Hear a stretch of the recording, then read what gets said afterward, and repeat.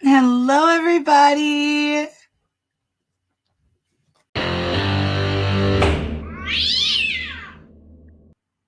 So Mr. Pond and Mr. Moss. So Mr. Moss, could you raise your right hand, please? Do you swear and affirm the information and testimony you provide will be the truth, the whole truth, and nothing but the truth? Yes, I do, Your Honor. You can put your hand down. So you're going to have to explain to me. Let's see, just a second. You've submitted some things, including several screenshots Yes, of, and you're asking for a judgment in the amount of 10,000 for violation of privacy on Apple devices. And I guess I'm going to require you to explain to me how I can get there from here. sure. To use a phrase I just used in the last case. So several months ago, I noticed that my microphone on my laptop was turning on, even when I was visiting websites where I had checked the box deny on my browser. So in other words, I would go to YouTube or I would go to Facebook or other pages where video or audio were playing, and I would see the microphone icon turn on. So I got concerned about that because I thought I might be surreptitiously recorded by Apple. And are they recording what I'm saying? Are they recording sounds from my living room? I didn't know. So I contacted Apple support. Well, actually, first I looked online to see if anyone else was having the same concern. And so I submitted that screenshot of a thread in the Apple support forums where several other people were commenting, and it seemed like the problem was pretty widespread. So people were having the microphone turn on regardless of whether or not you had selected deny for the website that you were visiting. So YouTube is a great example. The microphone would just turn on randomly. So I started a thread with Apple support. I have the case number here, and I submitted that email as well. That correspondence started in early June, and the last email I sent, I expressed concerns about my privacy, and I said I'll look into legal action if I don't hear back. That was June 28th, and so never heard back. And so I'm here really primarily for accountability, and I want to understand what's happening. Is my privacy being violated? Apple touts this as one of their primary mission statements, is the privacy of the users, and if they're recording me in my living room, that seems like a violation of that mission statement and their policies. Okay. Well, let me hear from Mr. Pond. Thank you, Your Honor. Could you raise your right hand, please? Do you swear to affirm the information you provide will be the truth, the whole truth, and nothing but the truth? I do, Your Honor. You can put your hand down. So you're Nate Pond from Apple? That is correct. Go ahead. Yes, thank you, Your Honor. So just recapping the timeline of events that at Apple that we have for our interaction with the plaintiff. On June 10, 2024, the customer reached out to Apple support, our support arm channel, and reported that, quote, the microphone on my computer opens automatically across all kinds of websites, including YouTube, and there's no way to stop it from happening. He did provide a thread to Apple's discussion forums where other users were reporting the same issue. And so when a customer reports that they're having this kind of issue, oftentimes if the advisor doesn't have the information immediately present to them, when customers report issues to us, we sometimes need to do investigations into them to figure out why is this happening, the issue that he's reporting. Let's gather data. Let's figure it out. That is what happened in this case. So on June 11, his advisor sent what's called a request for technical assistance. That is when we gather all the information about everything that's being reported, and we send it to a team called Site Support Engineering, or SSE. And what this means is this is our this is our team of engineers and the people that interface with those engineers who actually dive into these issues that maybe we haven't seen or maybe that we're investigating, and figures them out, either provides a quick answer or digs into to figure these things out. So that happened on June 11. And then on the same day, SSE, I'll just site support engineering, I'll just say SSE for brevity. They asked for, okay, can you gather some additional information from the customer and from the customer's device, which again, this is very common that we'll do. So we reached out on June 13, the advisor reached out to the customer to gain permission to provide access to all that information. And these are computer log files, everything that the computer might have been doing at that time, so that we can then look at that and figure out what is happening here with what's being reported. So that happened on June 13. And then on June 17, SSE informed the plaintiff's advisor to, hey, reach out to him and let him know of the following. That Apple has received reports of the symptom you described and is currently investigating this issue. Keep your software up to date. You may also want to check the support website from time to time for possible updates about this issue.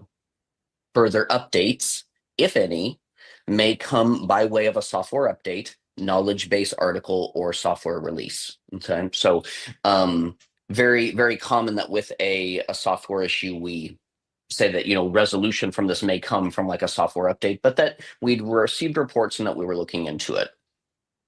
The next day, the advisor requested an update, but SSE replied, we can't speculate on the outcome of an investigation. Again, we're looking into this issue. We've kind of shared our response. We have nothing more to share at this time. On June 20th, the advisor shared asking that the customer has asked for an update, but there was no further update. And then we didn't hear anything further on this matter until more than a month later on July 25th, where the customer emailed Apple asking for an update, but there's no record of Apple replying or contacting the customer at that time. And then there's no further record our end until we ended up getting the summons. I have been advised through Apple did an internal investigation on this and looked into it, dug into the details, and I wanted to share what they found was that there was no impact. There ultimately, after digging into it, there was no impact to the customer's privacy. However, it may have appeared, there was no impact to his privacy, and also that the issue was resolved through software updates. So in the same way, from what was found, the issue was resolved through software updates. Privacy is very important to us as a company, and so fortunately there was no impact to the customer's privacy. And then finally, what we would share is that in regards to liability or the money that is being asked for by the plaintiff, we would point to our public facing Apple Care Plus terms and conditions, which that is the service under which we were providing the plaintiff with service, was under the Apple Care Plus for Mac service that he had. And under those terms and conditions, it under Section 8 of our limitations of liability states that Apple specifically does not warrant that the operation of the product will be uninterrupted and error-free. So we do stipulate that under our limitations of liability, but that would be our case and our side in this matter. Okay, so Mr. Moss, I'm going to come back to you. That thing was on. Do you said I'm concerned I was being recorded, my privacy was invaded. Do you know what was happening? Were you being recorded, or do you just assume that, or were you think that, or it may be, or what exactly? I didn't know this. This is why I was contacting Apple support to understand, but I have the email. I don't think. No, I know that, but I mean, yeah. do you know if you were ever recorded?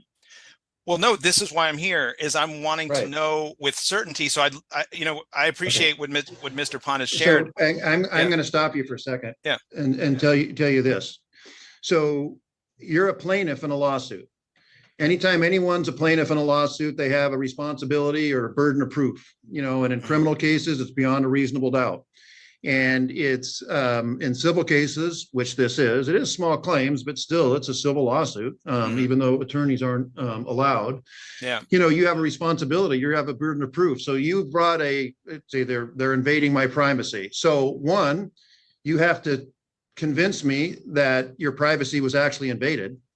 And or recorded somehow, and then following that, you have to show what your damages are, and then I do that. And as far as I can tell, I don't know what was going. I mean, I'll admit I go on YouTube quite a lot, and and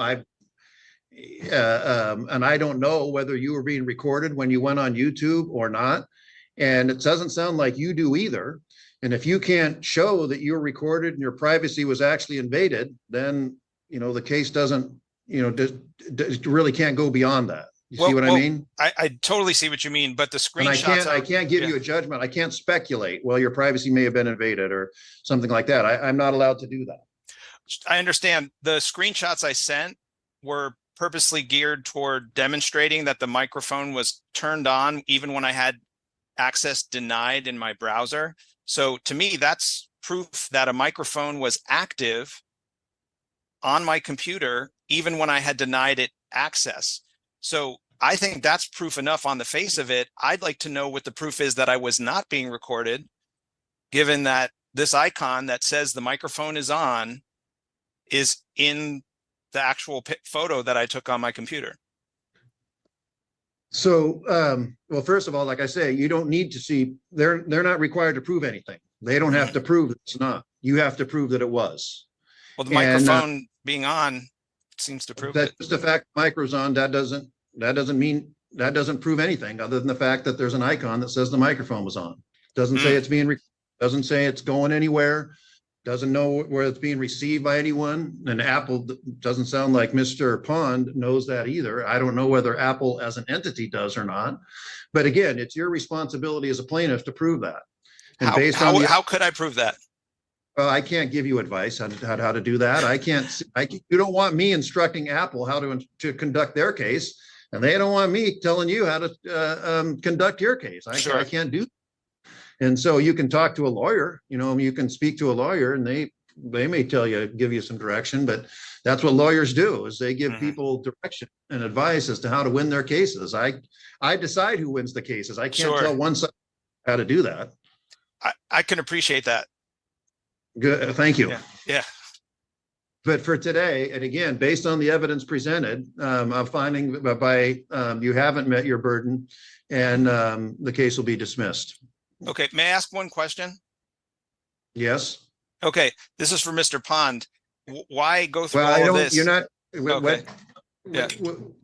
Yeah. I mean, you don't. I mean, well, go ahead. You can ask the question if you want. No, I'm just curious. Why go through all of this if this is the end result? Like, you could have had Apple support respond to me and say, "Hey, software update, we got it fixed." Yeah, I don't. Go ahead, Mr. Pond, if you want to answer that. Certainly, looking at the case record, you knowing that seems like it would have headed this off for you. What I will share is just from our information, when investigations are done, you don't always get to hear like how those pan out, which I know certainly is frustrating. However, I am glad to be able to share that the issue was resolved with no impact to your privacy. Okay. And that we're able to work on it. I'll have to take your word for it, right? Okay, look, we're not going to have that discussion again. What's in front of me is whether you've proven that you have to prove two things: whether your privacy was actually invaded, which I can't find, and then based on whatever damages may be in place. And obviously, I'm not finding on either of that. But I mean, I get it. I You appreciate can get that. on any message board and comment on Apple's practices, but that's what's going to happen here today. Appreciate it. Thank you, Your Honor. All right. You both are free to go. Okay. Thank you, Your Honor. You're welcome. Be safe, be well, sleep sweet, and much love.